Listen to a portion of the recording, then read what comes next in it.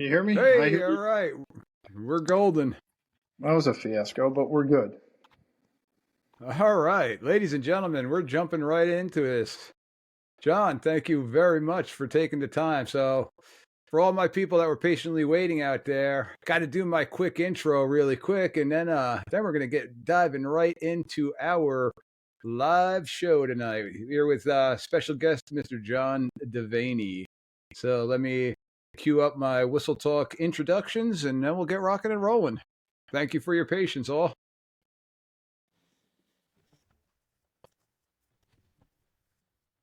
Are you a football fan? Have you ever found yourself wondering, what in the world was that ref thinking? Well, Mike D, the referee, is here to help you. Join me on Whistle Talk as I talk to professionals on the field and in the booth to help you understand what is going on inside the mind of a football official.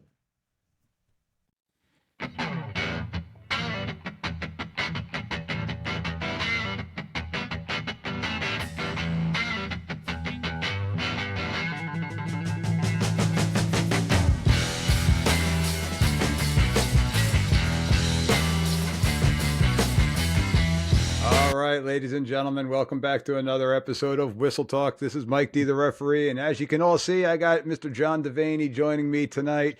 But before John and I dive into our topic here tonight, please, if you are enjoying the show, hit those like and subscribe buttons on whatever podcast platform you may be listening to or watching tonight. If you're on YouTube, hit that subscribe button. All those fun things are for free. And one last thing that I would love to throw out there for anybody and everybody, if you're enjoying the show and you want to kind of support the cause a little bit, I've got my Buy Me a Beer website, Buy Me a Coffee, it states here, but when you click it, it says Buy Me a Beer. So if you want to help out a little bit as I'm drinking my Miller Lite tonight, John, cheers. Welcome aboard. Thanks, man. Hide that, get rid of that. So, John, one quick request. It's actually on my end asking if you could turn your phone sideways. John was having some technical difficulties with his computers, Chrome more so. But, John, it says if you go in portrait orientation or horizontal orientation, it should flip, or else we'll just look at you like this from now on. Like Let's that? see. Is it going to flip? Nope, it didn't switch. All right, we're going with it the other way. That works. Yeah, all right. So, John, welcome. Welcome to Whistle Talk, bud. How are you? I'm great, Mike. Thank you. Thanks for having me. Absolutely. So, ladies and gentlemen that are out there, I invited John on the show tonight. And for those of you that may have been following on Facebook, I kind of posted a question out there, being an umpire myself, basically about umpires positioning. And the reason I brought John in, John and I have known each other for a while. John's part of the same association that I am here in New Jersey. John unfortunately experienced the things that I've been talking about trying to prevent. And the purpose for tonight's show and the reason that I wanted to go live, and I've got the chat board pulled up here, is I wanted some input. And the opinions that John and I bring to the table are not gold. They're not anything set, but they're nothing but opinions. So we're just looking to open up some conversation here and talk about the overall safety in football, and we're going to dive a little bit specific into the umpire, but just the overall safety in football. One thing that I know with the NFHS and everything like that is all the stress, and it should be, is on the safety of the athletes. Well, I want to kind of bring to light a little bit of the safety to us, the people, the third team, as I like to refer to us out on the field. So, with my spiel being done, I'm going to pass the buck over to John. John, do me a favor. Why don't you introduce yourself to all of the loyal listeners that are out there? Just give them a little bit of a background of your officiating career.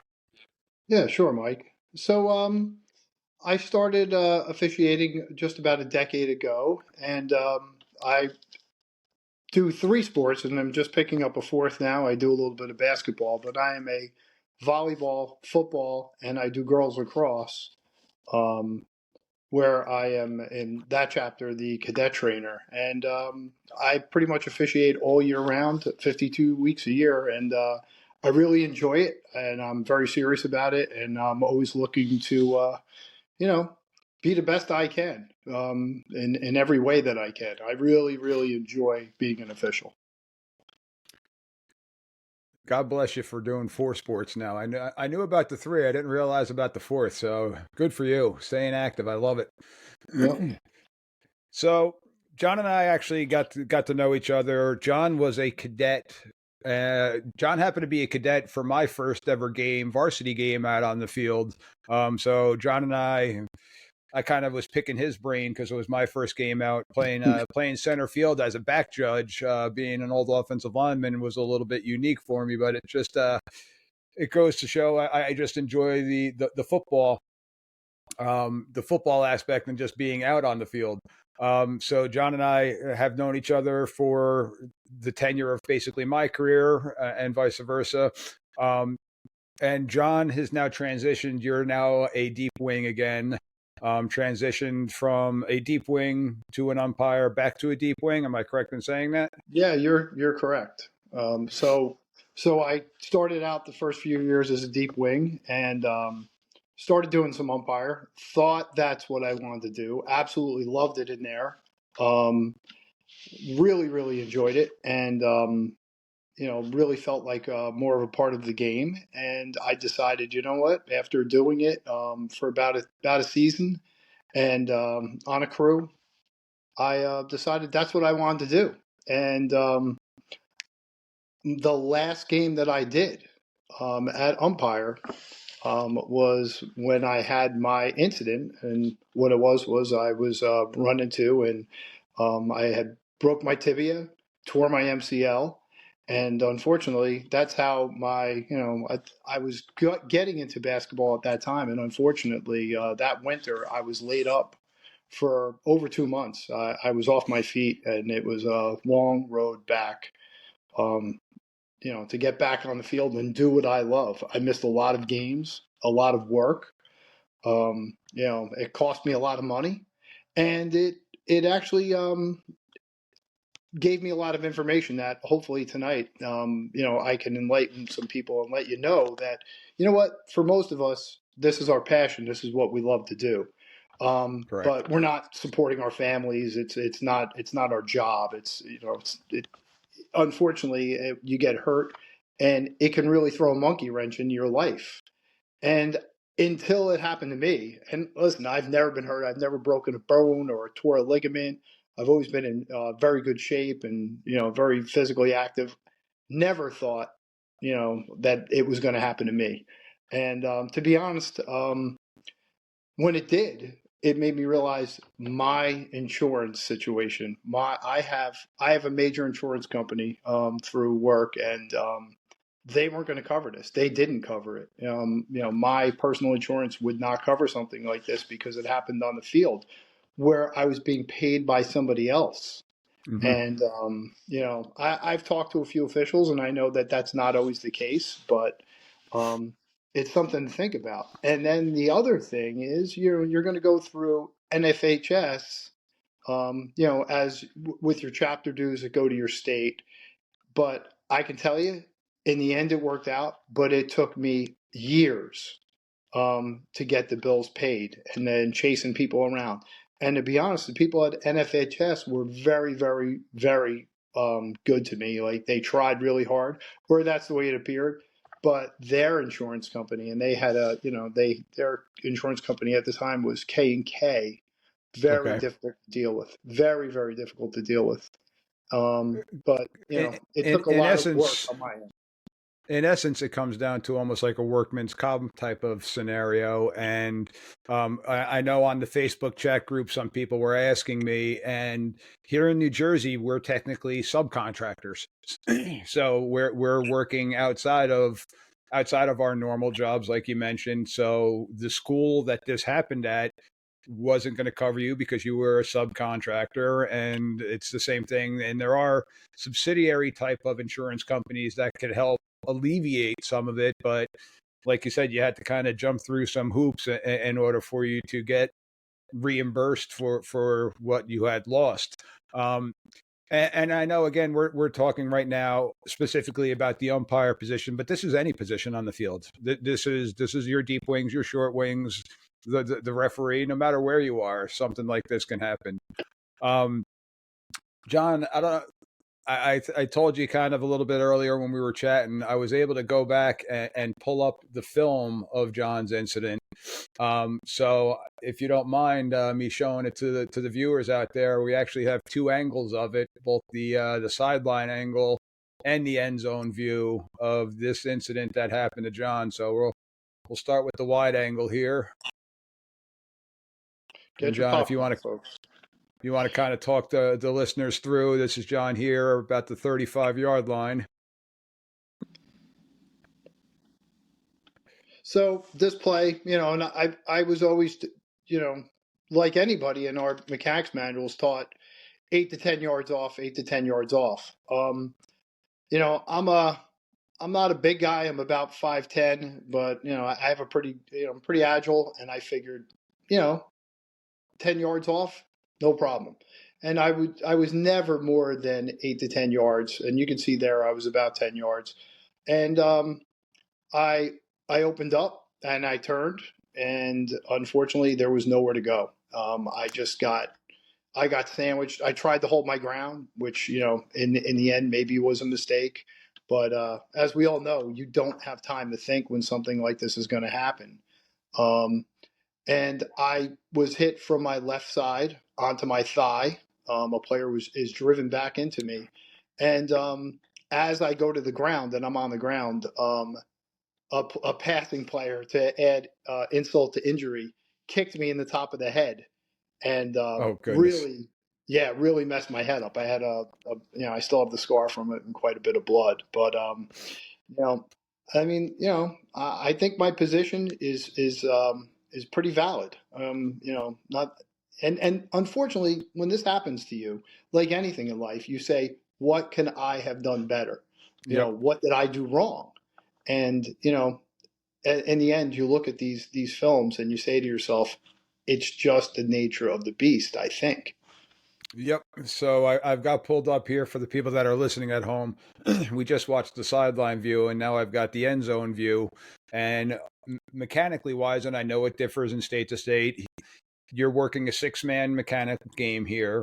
So our referee is to the offensive backfield's right side, and that is a mechanic that changed in the last 4 or 5 years. We used to always be, as a white hat, we used to always be to the quarterback's throwing hand side. Now they made it that the R is always going to be on the right side of the offense, and their focal point, initial key, is going to be the right tackle that's here for a quick hold, and then they're focusing on the quarterback, righty or lefty, doesn't matter. And you now are kind of at a diagonal with the referee, so that you can kind of keep everything triangulated in and keep everything in your line of sight. From the sideline view, your depth was fine. And I know, again, when you and I were just talking about this a couple of days ago, you had asked me, did I think that your positioning was well? Everything that you're doing here is by our mechanics book, of how you're set up. So I'm going to let the end zone view play through. And so you got a veer option team, you clear out, and just the body comes flying in. And then there's the player lying next to you. So, I mean, it's a freak play, but it is something that does unfortunately happen. Now, John, one thing I do want all the listeners to listen to also is John stayed in the game for a couple more plays after that. And for those that were able to watch it, that was a pretty rough shot that he took there. Talk to us about what your initial thought process was. So my initial thought process is that I had no idea. I thought I popped right up, and Mm-hmm. that wasn't the case. When I got up, or when I actually looked up, my R was looking down at me, and I believe there was somebody from the school looking down at me as well. So there was enough time had gone by, and everybody came in and checked on me, and I said, "Nope, I'm getting up and I'm good to go." And I thought I was, and I stayed in. I got down to the goal line. I did the extra point. I did the kickoff, and then I would say probably in maybe first or second down, People first down were telling me get out of the game. This must have been pretty obvious, but by the end of the second down, my knee had swollen up so bad that I could not walk, and I went to the sideline, and the rest is history. Unfortunately, I could tell you that you know I did not walk. I could not walk or bear weight for about three weeks. I just couldn't do anything at all, which leads us back to how does that affect your personal life? Yeah, I mean, you work a job. We're not all full-time officials like the gentlemen and ladies that we see on Sunday afternoons at 1 o'clock and 4 o'clock and Monday Night Football and things like that, where you're working a full-time job. And I'm a teacher myself, so being on my feet is part of my daily routine. So it's just something that we have to do. I was able to pull up some statistics here just about injuries in officiating. And it talks about the injury incident rate this actually goes across a number of different sports, including lacrosse, soccer, football, different things like that. But it says that there's approximately 15 injuries per 1,000 hours of exposure of field time.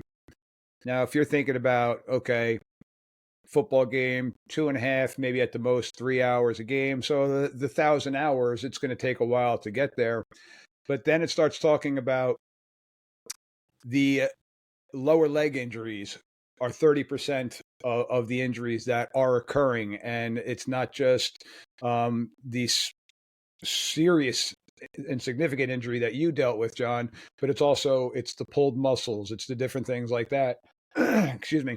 And then it goes on to talk about how us being high school officials, our average age is in the 50s for the high school official across the country.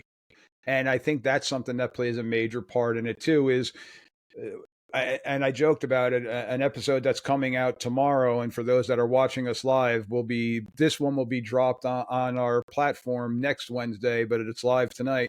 But the episode that's dropping tomorrow, we're talking about officials' fitness.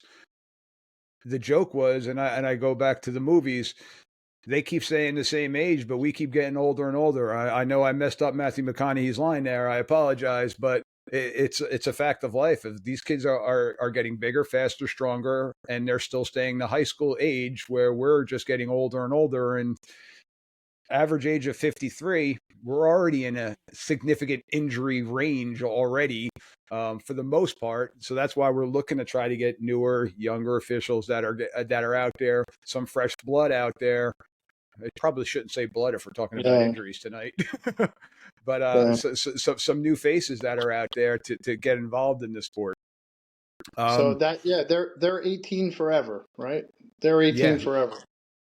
And those 18-year-olds, some of them are bigger than grown ass men at 18 years old. So now the thing that one of the big bones of contention that we have going on right now is the discussion about the umpire going from the defensive side of the field to the offensive side of the field. And I've had on a previous guest. I had on in a state where they have already fully transitioned to that. Here in New Jersey, we have not. And I've talked to a couple people at the state level, and it doesn't look like it's going to happen anytime soon. But it is something that I'm going to push for it. But I do have some pros and some cons for it. And this is where I do get a lot of pushback from it. John, your opinion on it. What's your thought process on where the U should stand? Well, here's my thought process, and I'm a guy that's done most of all the positions on the field quite a bit, and so I'm primarily an FJ. I'm a back judge, and we teach people, and in all sports I do, we teach officials how to be safe, and we teach back judges to stay off the pylon and goal line plays, and we teach short wings, to trail the play, let the play go by, and you know what? There's really not anything we can do to make those positions safer, in my opinion. They're off the field positions, but there is something that can be done with the umpire. We can put the umpire into the backfield, and let's face it, we're about making the game safe. That's our number one priority here. We don't want to see injuries, and I honestly feel that it should be no different for the officials. Mm-hmm. This is, in my opinion, for what my humble opinion, this is an easy change with. And I'm not saying there's not downsides to putting the umpire into the backfield. There's pros and cons to everything. But paramount should be the officials who need to go home that night and take care of their families. I mean, at least that's my opinion. And that's an opinion that I do share with you. And the one argument that I continually have, and you just mentioned it, our mechanics manual here in New Jersey. And again, I understand there's 5-man mechanics, there's 6-man mechanics. The NFHS rules are the NFHS rules. So they're governing 48 of the states in the United States. But each state has their own set of mechanics, and it's depending upon what the schools want to pay for how many officials they're going to have. So I know that the finances definitely plays a part in it, but we do have the flexibility away from the NFHS for the mechanics. And I think here in New Jersey, I think our mechanics manual is fantastic. And the one thing that you made the mention of, every mechanic has a mechanic for you to be safe, with the exception of the U. The U's mechanic, when you're doing the proper mechanics, you're in the line of fire. And that's my biggest discrepancy to it. When we can go in the offensive backfield, we can try to make it work from there. Is it a change? Absolutely. Will there be some pushback? 100%. Will it be more work? Yeah, I've heard this from many people that, yeah, it's more work being back where we are. Physically, it's more work. But I'm willing to put in the physical work personally. I'm willing to put in the personal work if it's going to keep me safer. Mike, I've actually had this conversation with a few umpires that told me, listen, this is gonna make me not do umpire. This is going to be so much work for me that physically it's going to persuade me from making a decision as maybe not to officiate. And my listen, I get that, and I feel bad about it. But the truth of the matter is, we all need to have some kind of physical ability to be able to do all the positions. I mean, and that a physical level for our for what we do should be expected. Yep. And I'm gonna. I know right now I'm gonna stereotype, but if you look in the high school officiating world, your umpire tends to be the biggest official out on the field. It's just kind of the nature of the beast, which then in turn puts us at, for some people, not as mobile, not as agile. Where in your scenario, you are definitely a much more athletic looking individual, and I'm saying that with air quotes, but I know that you're athletic.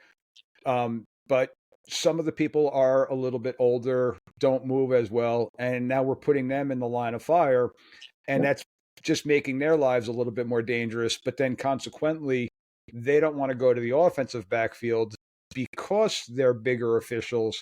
They don't move as well. And it is going to be a lot more physical work of getting up, spotting the ball, getting into those scrums, different things like that, and then backpedaling back to 15 yards. So I know that that's one of the biggest pushbacks, is the more work that needs to go into that. Yeah. But I love what you said. I think we should be able to physically officiate, period, no matter what position you put me at. I know right now I can still work the sidelines. I know I can work the deep wing position. I know that I can work the R and I can work the U. And my thought process is, I coached for 20 some odd years. I know how hard these kids are working. I know how many hours those coaches are putting in away from their families, away from their own kids, and the kids, the blood, the sweat, the tears that they've put into the game. I want to give them the best of my ability. So if I got to do some training in order to get ready for the season, I'm going to do that. I'm going to go out and start running a little bit earlier in the season. Running ref is who my episode is with tomorrow. Running ref, we talked about just the overall fitness level of referees and improving our fitness level and improving our injury prevention. I think this goes right in line with injury prevention just by taking you out of the line of fire. So, thoughts on that? No, listen, that's exactly my point. My point is, if we all are in better shape, we're all able to move better. The other thing is we're going to be able to heal better. If you take care of your body, we all know this. I'm not saying anything that anyone on this podcast doesn't know. If if you're taking care of your body's going to take care of you. And listen, the umpire is a very demanding position as it is. It's a very demanding and physical position. Yeah. At the deep wing, do I have to sprint and do I have to turn the jets on once in a while and try to keep up with those kids and never get beat to the goal line, which I don't, by the way. Listen, but the odds of someone running into me or hitting me, I'm more likely to have that happen in one of my other sports than as a deep wing. And Yep. I hate to say it, but that was one of the reasons I went back to deep wing, was because I felt, I unfortunately, and I love football with everything I have. I love football. I cannot put myself back in the position I was in 4 or 5 years ago with this leg. I just can't do it.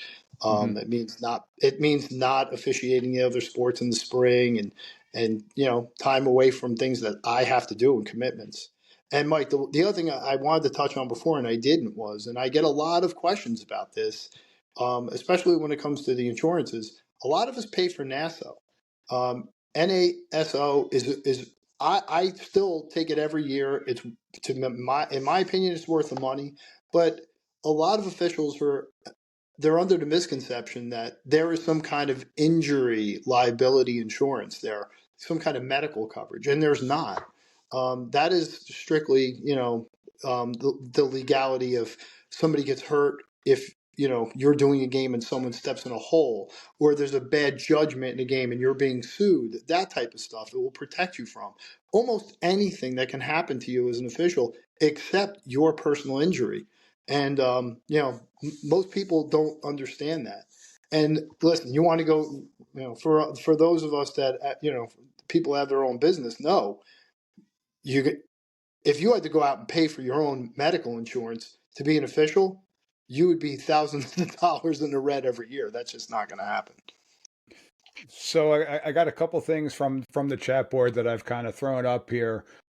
First one was from Brett. Mostly you here love it. Only worked it in a scrimmage thus far, but it makes sense of having helping both teams be out of the way, which is definitely something because, again, my many years of coaching, I used to teach on the mesh route. Use that umpire as a pick. Then we got Jason here. I posted his up there. He's been a U for about 10 years. After 10 years on the sidelines, loves being in the mix with the defense. Yeah, he's been hit, and he says he's dislocated his shoulder this year in week number 4. And then the last one I just posted up there was Jeff. I don't know, let me make sure I posted up there. Jeff works in Washington State, and they do offer personal injury insurance. And these, again, are all valid points. And going back, I want to touch back on what Jason was saying. I agree with you. I love being in the middle of the field and being in the mix with the defense. Awesome. I love having that. And we've talked about it so many different times on the podcast about preventative officiating. And I think that's one of the number one things that I love about the sport and being on the field as opposed to on the sideline is I do a lot more preventative officiating of being in the mix with the defense. But I've talked now with people from different states, from Washington. I've talked to a female official that I had on one of my earlier episodes, Kat Conti. She was an umpire in the UFL. and she loved it. And she's on the taller side for a female. She's 5'9", I think she said. I'm probably off with that. But she's like, there's no way I would be on the defensive side being in the middle of it where, all right, I'm sprinting in, I'm getting the ball spotted, I'm moving and moving and doing all that stuff. She's like, but I'm still involved in the game. They're still hearing my voice on every single play. So it's not making that much of a difference, excuse me, than being on the defensive side of the ball. It's just taking an extra second in order to get there. So that was her take on it. And coming from somebody who's working at that high level, it's something that I kind of took and like, oh, okay, I could see a definite point with that. So, all right, I got another one here from Jeff. 30th year in officiating this season, 20 plus as an umpire. Changed last year requiring the ump to be in the offensive backfield. And Jeff says he's not a fan. So, Jeff, if you don't mind popping back on, if you get an opportunity, what are your negatives for being there? And again, we're just giving opinions here, so nobody's right or wrong. So, what are your thoughts on why you're not a fan of it, and why you're typing? Another one that I have heard of is again, spotting the ball for hurry up offenses. They say that it could potentially slow down the pace of the game. And again, I could see that being an issue if the umpire is not hustling. I've also seen umpires on the defensive side of the backfield Absolutely. not hustle. I mean, I listen, I've seen officials. I don't want to say umpire. I've seen referees that aren't moving as well, deep wing guys that are stationary, short wing guys that are so far behind on getting the spot. We're working cross field mechanics so often, and that's unfortunately the negative aspect of where we are right now, because we don't have the number of officials that we need to across the country. I'm glad you said it. So Jeff's answer was loss of contact and communication with the lineman and loss of angles for the illegal blocks and holds. So again, Jeff, the one thing, talking with other people, and again, you're working it now, so you have the experience over something that I don't, because I haven't worked in that spot other than as an R. A lot of people are saying that you can see the holds a lot clearer because you're seeing that tug, you're seeing that restriction on the defensive side where you got a cleaner angle because you're not avoiding. And that's one of the things that I've always talked to with communicating with the defenses. Mr. Official, I was being held. And I one time had an answer. I'm like, well, tell your 3 tech to stop getting driven back into me and I'll call it for you because I can't see it because I'm looking to get out of the way. So it's just something that, again, I'm spitfiring here and throwing stuff back and forth at you. But that's just another opinion that I have.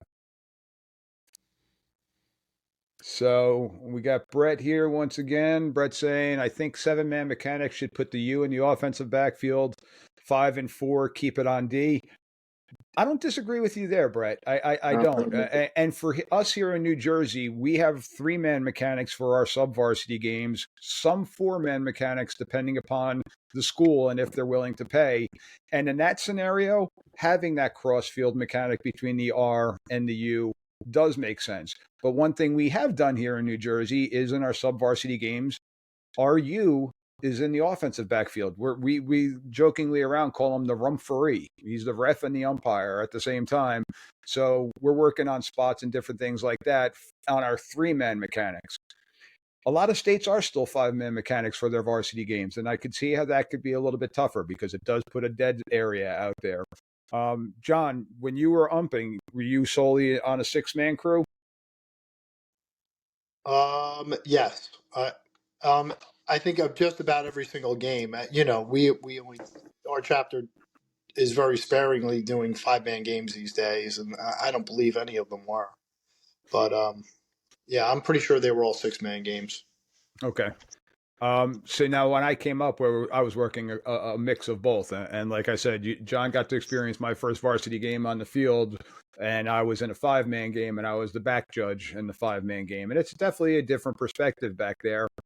But it's also something that, depending on how the mechanics get set up, that back judge can actually help on the defensive holding aspect. They're the ones that are going to see the defensive side holdings by your defensive linemen, the tug and pulls and different things like that to open up the gaps.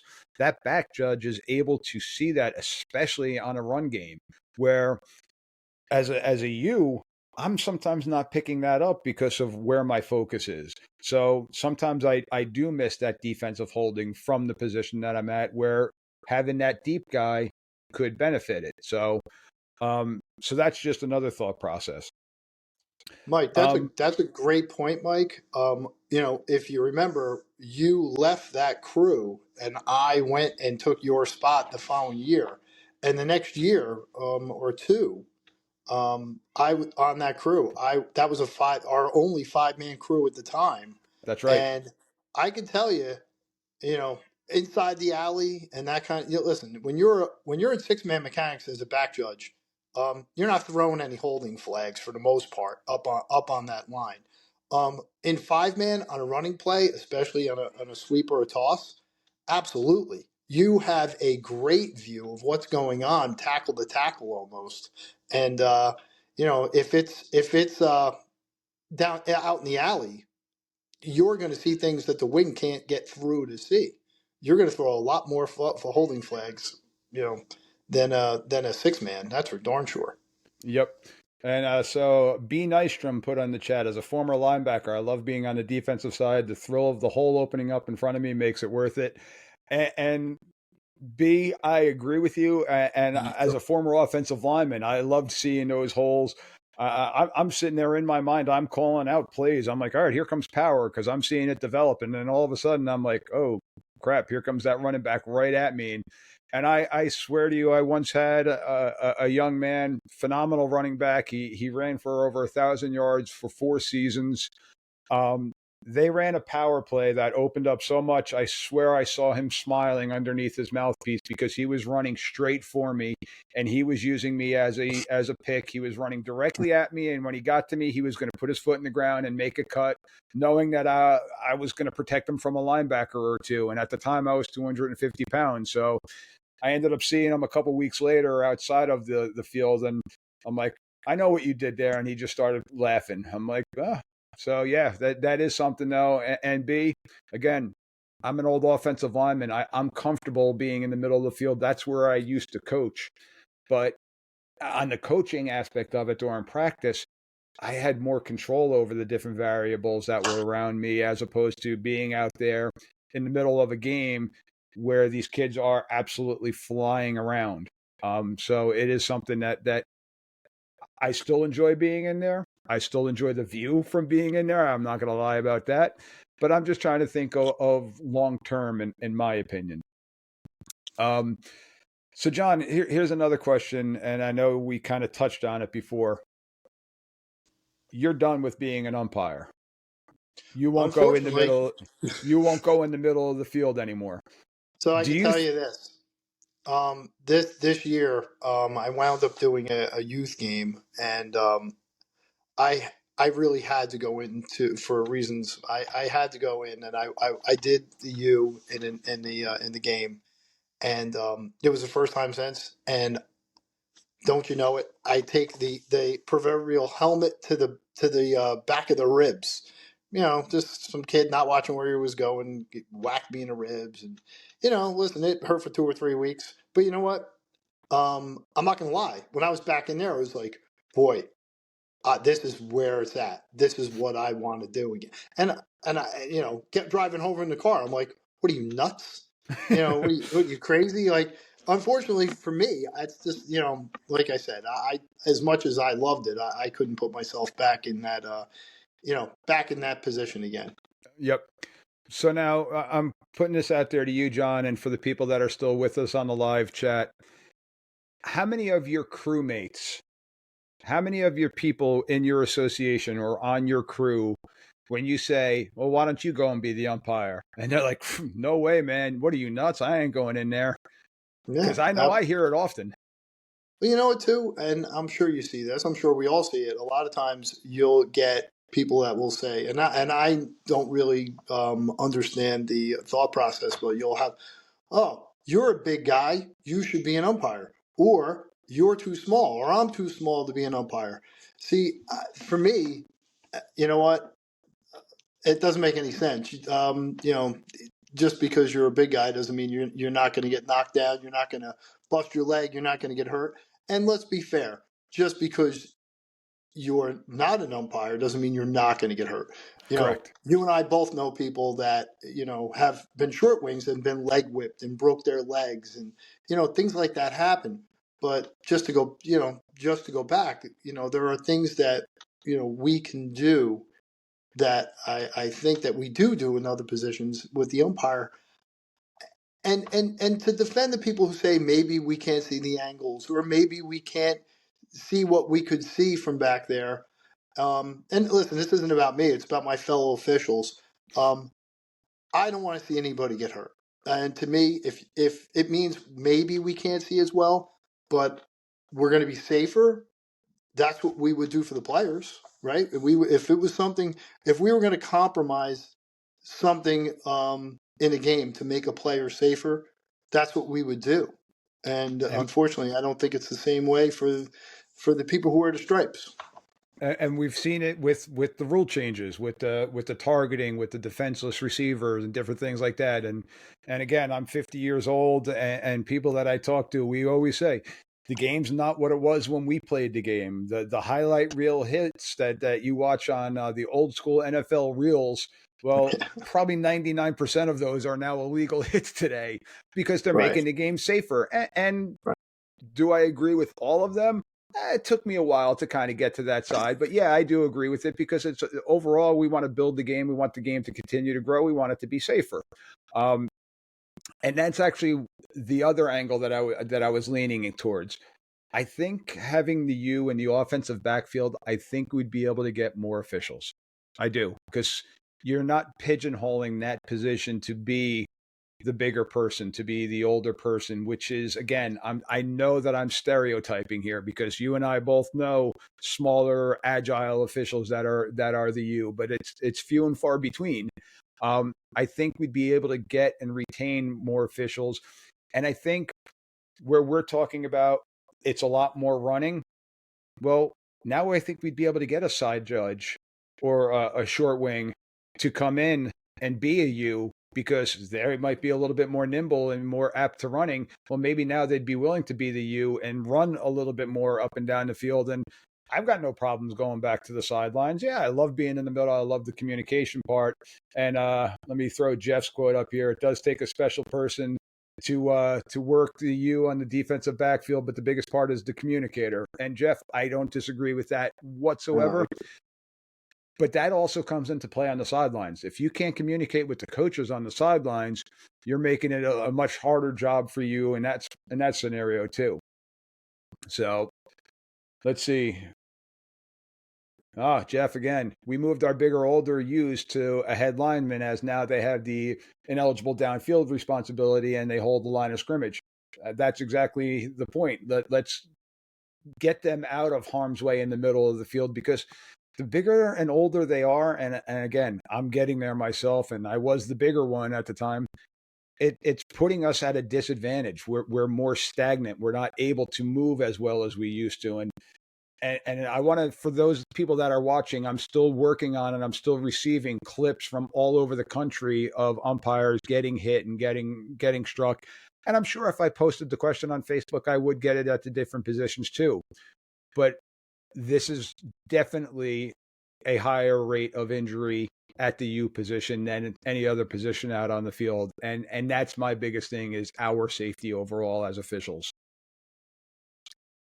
So I do have here, I want to play a couple more clips here of some interesting visuals here. Excuse me. Okay, so this one here is Kentucky versus Alabama. So you can see it happens on all levels. And goodness, I think that's Derrick Henry right there. And this you should get credit for the tackle on that one. He pops right back up, but took some wallops there. All right, we got another one coming here. This one is a high school game. and this guy got absolutely railroaded. And for those people that sent me the clips, I apologize. I don't have the names written down of the particular clips, but people were telling me, if I remember correctly with this clip, this person was severely concussed, and they were out for an extended period of time and still dealing with the concussion that went along with it. And if you see it, that running back and linebacker just beeline straight for him, and the running back cut off him. The linebacker didn't make the cut. Got just two more here that I'm going to show. Again, we got a spread formation. This looks like a Division III game, I think, here. Little screen over the middle. The U's getting out of the way, and he gets undercut from behind. And I think this ended up being another broken leg type of scenario. So, again, can it happen anywhere on the field? 100% yes. And I will never downplay that for anybody. But can we make it safer in general for us? That's where my opinion comes into play. Some people don't like it. Some people do. It's just an opinion that we're opening up discussion about. So, John, the last thing that I want to talk about with you, and I've got you on here, we're getting close to the 50-minute mark with our delay game, as it was called earlier, with the technical difficulties. But let's talk about official safety in general, off the field. I know you recently had an incident where something happened off the field. I forget what sport it was, but this is also something that sometimes gets not really taken into consideration, but the off-field potential incidents that we're dealing with as officials. Do you mind sharing your story? No, not at all. And listen, especially anybody that's been doing this for a long time, or somebody that does, like I do, refs all year round, or is doing multiple sports. It's only a matter of time before these things happen. And the way I refer to them now is workplace violence. And it sounds dramatic and drama, but if you really think about it, some of the things that we're exposed to, or that we're expected to deal with on a weekly basis, I'm not going to say daily basis, because we know that's not true, could never happen in someone else's place of work. And when it took me years to really think about it like this, but let's face it, when we're officiating, we're working. That's our workplace. And what I can tell you is, and we've all had this stuff, listen, I've been spit on. I've had things thrown in my car or whatever. I've had people, and listen, most of the people that are out there listening tonight, I'm sure have had these instances. I've been followed home from games and that kind of stuff. But I was at a high school that will remain nameless, and I had parents waiting for me in the parking lot, waiting at the gate after a game where numerous parents were told that they had to leave. And they did, but leaving the field means we're going to sit at the gate and wait at the parking lot. Where I went into the parking lot, I was called, basically, the person I was with, my partner, was really, he was really the brunt of it. But I was called a coward for going to my car. Like I'm going to fight these people. I'm a 50-year-old guy. I wasn't fighting anybody 20 years ago. I'm sure as hell not fighting anybody now. Having cups thrown at my car and that kind of stuff. And listen, we've all experienced it. But now that we're talking about it, people say it's happening more and more frequently. I do believe these things are happening more and more frequently. Um, and I think that what we need to do, and listen, early on in my officiating career, I would just move on. I would just say, you know what, it is what it is. It doesn't bother me, and I'd go home. Like I said, I had a woman spit at me after a football game one time. And to this day, I can't believe that I didn't address it, that I didn't, report her or take it to the next level. But unfortunately, I really do feel like it's becoming more and more acceptable.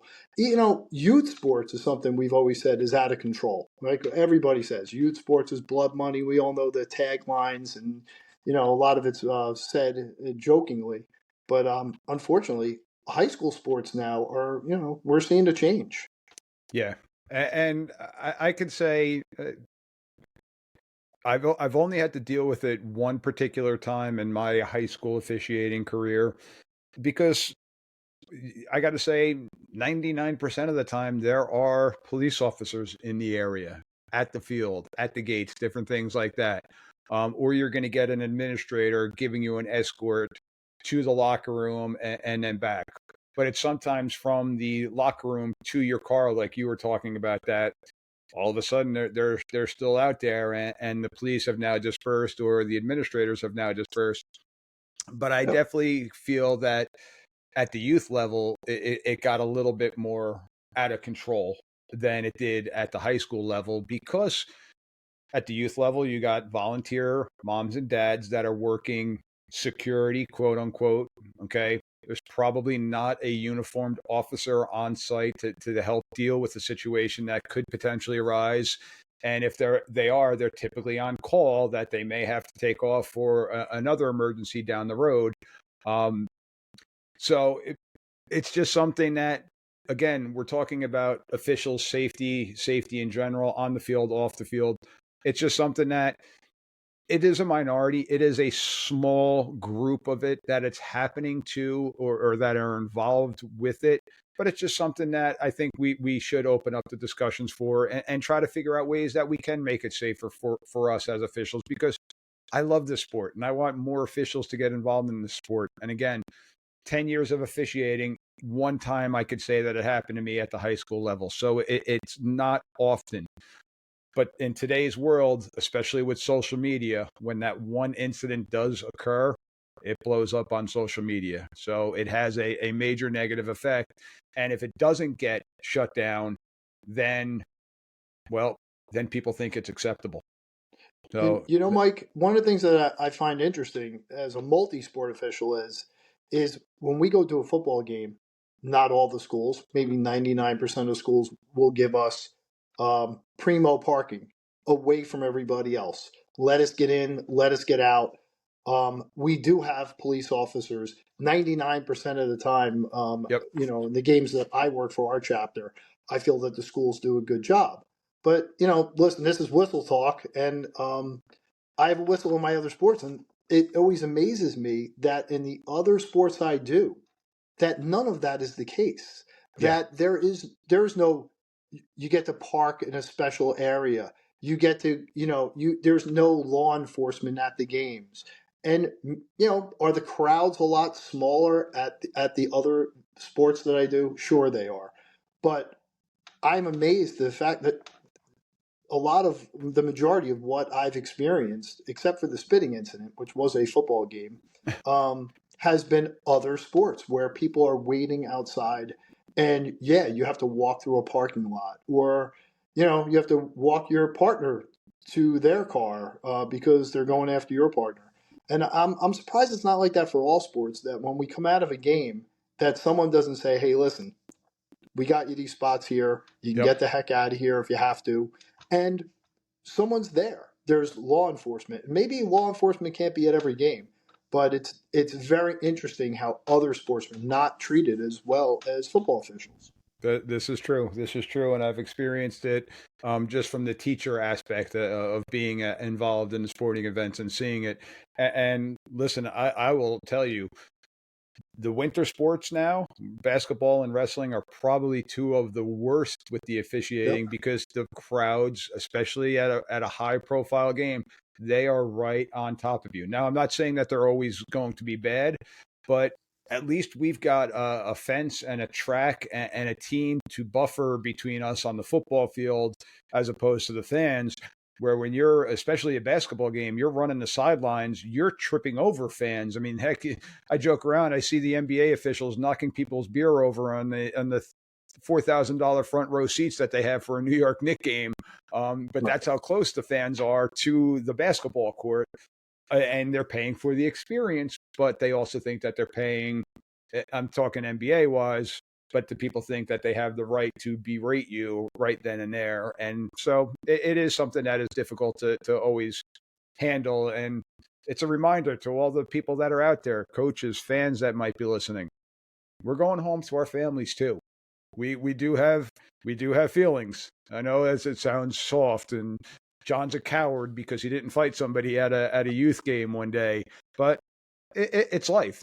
This is not why we're looking to get involved in the sport. We're looking to get involved in the sport to make it a great experience for the kids. So let's all try to just keep that in the back of our minds, or even in the forefront of our minds. So, John, I think we've hit our time limit here. Awesome. Got a couple more things here on the board here. Let's see. Jeff says he sits on the board for one of the largest youth football games in the Pacific Northwest, and they have a zero tolerance for negative fan behavior directed at officials, and that they have shut down programs due to fan behavior. Jeff, I will say that from my perspective, that's a minority type of thing too, because I don't hear that often happening around the country. So for the fact that you guys are being preemptive with that and have the zero tolerance rule, that's awesome to hear. A lot of people talk about having a zero tolerance rule, but a lot of times it's not truly enforced. So the fact that you guys are doing that and enforcing it, kudos to you, Jeff. That's awesome to hear. And that's the way it should be. And I know we have our statement, let the players play, let the coaches coach, let the officials officiate. Let's all just be here and cheer people on. It's something that we need to, I guess, reiterate. And instead of us reading the card to the players each game, we should read it out to the parents and the stands a little bit more. Nope. Well, accountability is everything. When people do something wrong and they're held accountable, other people can see that. When they're not held accountable, we all know what happens. This is very true. So, John, once again, I would like to thank you for taking the time out. For the listeners that jumped onto our live show tonight, much appreciated that you were all on here and giving some feedback and some opinions. Again, no hard feelings. And listen, please hit me up on Facebook. Please hit me up. My email is mikethereferee@gmail.com. I want to open up these conversations. For the people that have sent me other clips, and if I didn't give credit, I am still working on putting together a collaboration of the umpire injuries and different things like that. So I do appreciate the people that have sent me clips via Facebook or on email and different things like that. Once again, and lastly, if you're enjoying the show, hit those like buttons, hit those subscribe buttons. You got any suggestions for any other episodes, please hit me up. I'm always here to talk football with you. John, thank you again. I'm glad that you're back in the grind of everything again and doing your thing as awesome as you can do it, because I know you're a damn good official of what you do. So I thank you for that. And I'm going to say this bias too. John has also officiated some of my daughter's lacrosse games, so I know what John deals with and the crazy parents. No, I only ride them jokingly, but I appreciate what you do, John, and thank you for everything that you do. Thanks for having me. Everybody have a great holiday season, and Mike, have a good night, and take care. I'll see you soon. All right, buddy. Have a good night.